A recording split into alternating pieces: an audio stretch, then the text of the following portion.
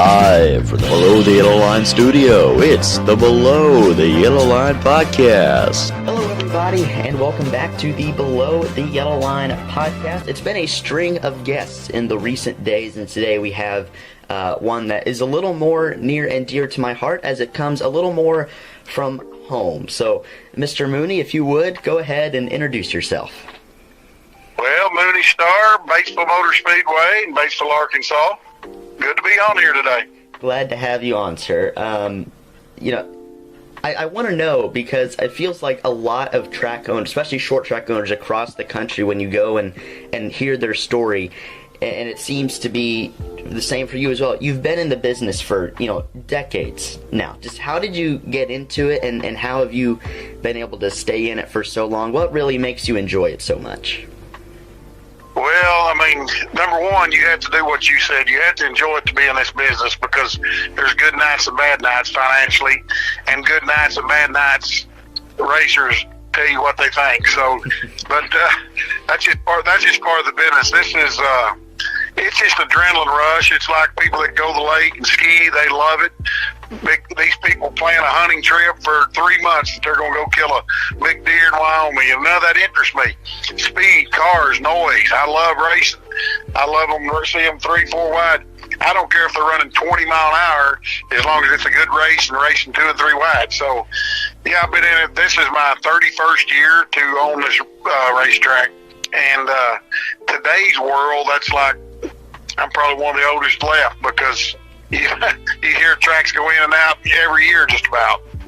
Absolutely. And, it's sad that a lot of short tracks are going out of business, but always makes me really happy, especially a track kind of in my backyard, to see a track like you're still, thriving and so healthy and still bringing in good crowds and a lot of attention from drivers. As well. And one driver that kind of cut his teeth, at the track and around the area, certainly, Mark Martin, a NASCAR legend, probably, one of the greatest drivers, if not the greatest driver to never win a Cup championship, but was named one of the 75 greatest this year.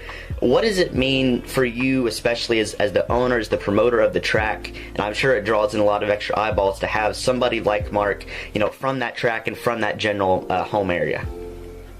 Well, it doesn't hurt, and that's where we've been blessed, because we produce such great racers, because this racetrack is so demanding, and it's very fast, and a lot of guys that come here once or twice, they don't come back, because they'll tell you it's too fast, it scares them. Well, my deal is you shouldn't have a race car if you don't want to go fast, but it's very demanding. We've had a lot of guys from our area that is, I would say, the National Dirt Hall of Fame. We got 4 guys from our area that's made that, and I credit a lot of it to their racing style that they've learned here and built up over the years and went nationally and raced all over the country. But anytime there's a race around the country, I'm going to make up a number, but I'm going to say 60% of the time, the winners come that used to race here, whether it be in a modified, a stock car, or late model. If you race out here, you become one of the best around. It's kind of like, if you can conquer this, you can conquer anywhere. And I hopefully can make it up there for a race one day. I haven't been able to see one yet, but I've seen races online. I saw one from Flow Racing a few months ago. And, I've been to a few dirt tracks, a few short tracks in my time, but I've never seen a track. If I had to compare it to anything, I'd compare it to like a shorter, like the Darlington of the southern short track scene, just because it's so demanding. It's a track that really takes, all of it out of you. When you get out of your car, you've given it all, and that's great, especially for young drivers, because, they should know already, but driving a race car is a very difficult thing to do, and to have a track like that where they can kind of go and cut their teeth, is great. And it's awesome, you were talking about how many people in the Dirt Hall of Fame that you have that have come through there, and it's great to have that track record. If you want to get somewhere, especially, maybe if you're around Arkansas, around the Batesville area, you got to go to the Batesville Speedway, because there has certainly been some talent that's been carved out there. Well, it's very demanding, and when you come and sit in the grandstands, you don't really realize how banked it is. If you ever have a chance to, after the races or something, to go look, it's from the bottom of the racetrack to the top of the racetrack is about 24 foot. So it's extra banked that you really don't see that from the grandstand area. So imagine that. So I'm a basketball player, so I'm just going to imagine this in basketball terms here. A normal size basketball hoop is 10 foot. So 10 foot off the ground. That's 2 and almost 2.5, like, normal size basketball goals off the ground. That is tall. If anybody thought racetrack banking wasn't the real deal, especially at Batesville, they were wrong. Speaking of those grandstands, so y'all did a renovation a few years ago, and I only mention this because I'm a big Braves fan, but I read in the Democrat Gazette that those grandstands are actually sourced from the old Atlanta Fulton County Stadium? Correct. I redone those grandstands and I don't really know now, I think it was 04 or 05 back in there, whenever they tore down Atlanta Braves Stadium. And they put all the stuff up for auction and bid. And I bought the seats out of there, and I got around 3,000 chairback seats from Atlanta Fulton Stadium. So it makes it, you can bring your lawn chairs. I have good, comfortable seating that way, or I have chairback seating. So it's kind of like going to a Busch Stadium or a major event. Now we got the right kind of seating. Exactly. It just kind of helps retain fans too, because they know they got a good place to sit. They can bring in lawn chairs, bring coolers and all that stuff, and it just makes it a lot easier. This summer I went to the Tulsa Speedway, the new Tulsa Speedway, up there that just opened a couple of years ago, and they've gotten a lot better since their first year. But I think I heard their owner talking about they wanting to put in some chairback seats, and now we know that it's definitely possible to do that. But that's just a cool little tidbit. So for any baseball history fans wanting, if you want any more reason to go out to the Batesville Motor Speedway, there you go. Go out and sit in the chair that people watch Hank Aaron crank the ball out of the yard in. You talked a little bit earlier about kind of having up and down nights, financially, and also I'm sure some drivers have had some things to say to you. But what would you say has been, your proudest and happiest moment as a track promoter, like that perfect night where you had great turnout, great race, and really just made you step back and say, this is why I do it? Well, that's coming up pretty soon here, and that's my Topless 100. Excuse me. This is our 31st annual Topless 100, and back in the day, 31 years ago, and half the people listening is not even 31-year-old, but when I started this, nobody ever took the tops off cars. And I wanted to do it to be different. Plus, my racetrack, you're looking down on the cars, so it's a different perspective. So now, or nationwide, you hear the top was 4, the top was this, the top was that. Nobody had ever done that before until I done it. So, I actually like that. It makes me kind of feel good. When we put on a good race, last year, they run 100 laps. On the final lap, they went into turn 1 and 2 and changed lanes, and then 3 and 4 passed again. So when you get down in that kind of racing after 100 laps, that just makes you feel good. I like to see that kind of racing.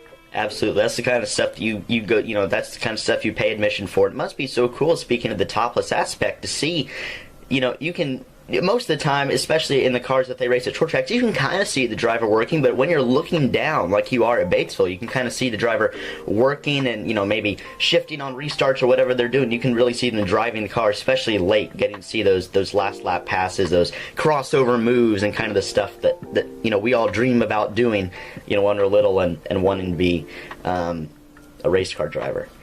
Correct. You said that Topless 100 is a big moment for you, and I assume it's a big moment for the community as well to come out and support their drivers. But how much of an impact do you think the track has made on the local area, and how much do you think it really means to the communities of Locust Grove and Batesville?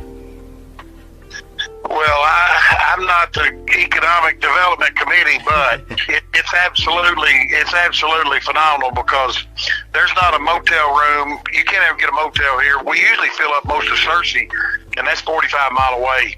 So it's a magnificent for everybody in the economy. Now, not only that one event, you got racers that break something and go to the parts store after every weekend. So, and they stop and fuel their haulers up after the races every weekend. So it's magnificent. I mean, it's been awesome for the community and even the surrounding communities, all the areas around. A lot of times Newport has told me they filled up all their motels. So when you're in a smaller area and you don't have as many hotels, they have to travel a little bit, but racing fans don't have a problem with that.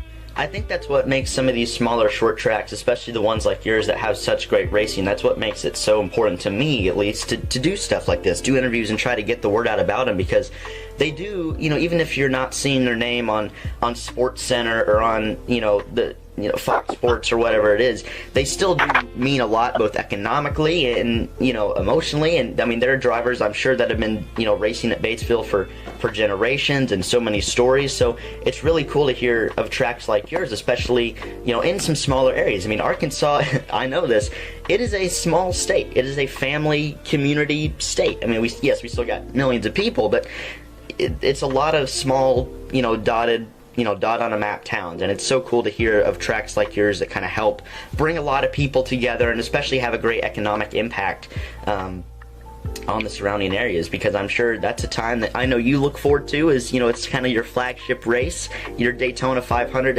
if you will, but I know the towns probably look forward to it as well. Has there been any moments where, kind of the opposite of what I asked you earlier, have there been any moments to you, financially or on the track, that you kind of make you wonder, why did I do this? Well, I've made some of my mistakes. I mean, we're all human. I've made a lot of mistakes in my life out there, but I'm a risk taker, and you're not going to be a promoter if you're not a risk taker, And I've jumped into, I know a little bit about, or I think I do, about the racing world, but I've promoted wrestling events, and I've promoted concerts, and I've promoted different things, and yeah, I wish I'd never I'd heard of Travis Tritt. I had a huge Travis Tritt concert out on the infield, and it was a complete catastrophe. And I lost major money. I mean, I'm just a working man, so I actually had to go make a loan to make payments, and I lost $126,000 in one night, and I had about 400 people show up, and I needed 10,000 people, So yeah, I've had some catastrophes that I went home and hugged my head low and thought, man, am I going to open this back up and do it again? Or I've dealt with wrestlers that we're going to go partners, and they're kind of like, I'm not knocking all wrestlers, but the ones I had was, let's count the money, just me and you count it over here, and the other, well, it's me and you count it, and trying to cheat the other. And I said, man, that's not my style. I don't do that. We're going to be counted in front of everybody, Yeah. So yeah, I've done some things that I wish I wouldn't have, but man, I've had a great time. I love it, and I've had a lot of fun. I'm so busy now with my other occupation that my racing years are numbered. Every year I say is my last.